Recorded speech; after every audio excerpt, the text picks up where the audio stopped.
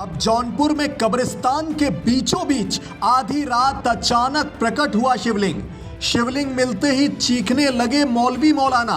रात 1 बजे जौनपुर मजिस्ट्रेट ने सीएम योगी को लगाया फोन, शिवलिंग मिलने की जानकारी दी और अब योगी ने इस मामले पर दिया है ऐसा ऑर्डर जिससे कट्टरपंथी एक बार फिर बिलबिला उठे हैं। जी हां, संभल, मुजफ्फरनगर और वाराणसी के मुस्लिम बाहुल्य इलाके में मंदिर मिलने के बाद अब जौनपुर के कब्रिस्तान के बीचों बीच शिवलिंग मिलने की खबर है। यहां कब्रिस्तान में शिवलिंग मिलने की खबर आते ही सूबे के सियासी हलकों में एक बार फिर पारा गर्म हो गया है।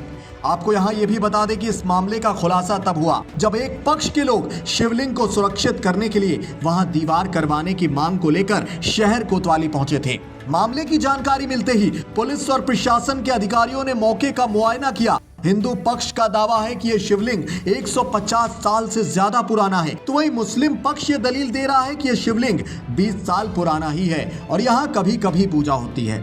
दोनों पक्षों की सोमवार सुबह तक पुलिस ने दलीलें सुनी और अब फिलहाल शांति व्यवस्था बनाए रखने के लिए मौके पर भारी पुलिस बल की तैनाती है। स्थानीय लोगों का कहना है कि पहले कब्रिस्तान में पीपल का पेड़ था, पेड़ के नीचे शिवलिंग स्थापित किया गया था, मगर पेड़ गिर गया और शिवलिंग खुले आसमान के नीचे आ गया। हिंदू पक्ष की मांग है कि शिवलिंग के पास दीवार बना दी जाए और इसे वहीं पर सुरक्षित कर दिया जाए। वहीं इस पूरे मामले पर सिटी मजिस्ट्रेट जौनपुर का स्टेटमेंट है कि शहर के मुला ओला मोहल्ले में कब्रिस्तान के बीचों बीच शिवलिंग का मामला सामने आया है। मौके पर जाकर जांच की गई है। दोनों पक्षों ने माना है कि यहाँ शिवलिंग और मंदिर था, यहाँ जो कमरे बने थे टूट गए।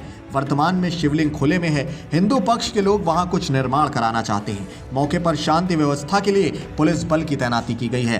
बहरहाल जौनपुर के कब्रिस्तान में शिवलिंग मिलने की इस खबर को लेकर आपकी व्यक्तिगत राय क्या है, कमेंट बॉक्स के जरिए हम तक जरूर पहुंचाएं। साथ ही उत्तर प्रदेश से जुड़ी ऐसी ही तमाम राष्ट्रवादी और निष्पक्ष खबरों से खुद को अपडेट रखने के लिए वीके न्यूज उत्तर प्रदेश के साथ यूं ही जुड़े रहें। ये हम लोग को अभी सूचना मिली है, ये मामला है मुल्ला टोले। यहाँ पे मुस्लिम बाहुल क्षेत्र है, बाहुल यहाँ बस्तियाँ टोटल मुस्लिम की हैं। 6 घर यहाँ पे हिंदू हैं जो कि थोड़ी दूरी पे हैं और ये भी हिंदू क्षेत्र में ही आता था। यहाँ पे फैमिली रहती थी, सामने फैमिली है।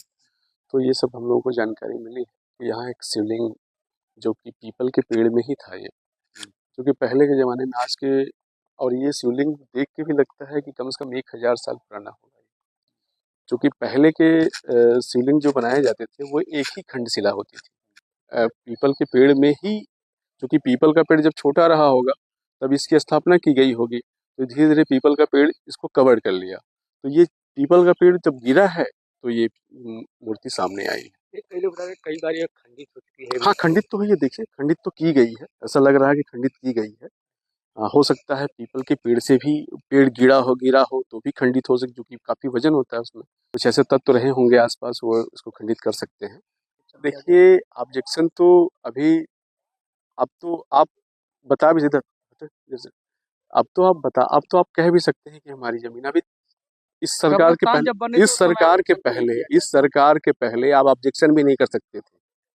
और जो सरकारें थी उन तो कब्रिस्तान बनवा रही थी, वो और जमीनें लेके कब्रिस्तान एक्वायर कर रही थी, तो उनसे हम अपेक्षा करेंगे। आपका मानना है कि हमारा मानना ये है कि ये हमारा मंदिर है, ये मूर्ति हमारी है, तो यहाँ पे कोई विरोध किसी और तत्वों द्वारा नहीं। यहाँ पर लोग बार बार मूर्तियों को खंडित कर देते हैं और हम लोगों का घर थोड़ा दूर पे है। यहाँ पे हम लोग सुबह में आते हैं, जल चढ़ाने के लिए पूजा पाठ करके चले जाते हैं। तो यहाँ विभिन्न प्रकार के लोग आते हैं और मूर्तियों को खंडित करने की कोशिश करते हैं, उसको दूषित करते हैं। तो हम लोगों ने ये सोचा था कि उसको एक घेराव करके एक छोटा सा मंदिर का रूप देकर उसको सुरक्षित किया जाए, ताकि हमारे ना रहने पर भी वो यहाँ पर सुरक्षित रहे, उसमें किसी प्रकार की कोई बाधा ना आए।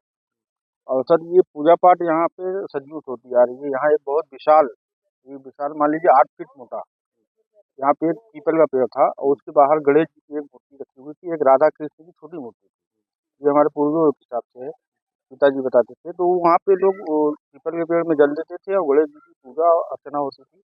तो फिर हम लोग के बचपन में करीब 10 साल के थे हम लोग, तो आज से 28 साल पहले ये पीपल का पेड़ जब सूख गया था और जब पीपल का पेड़ गिरा वहाँ से, तो उसकी जड़ से ये शिवलिंग निकला भोलेनाथ का।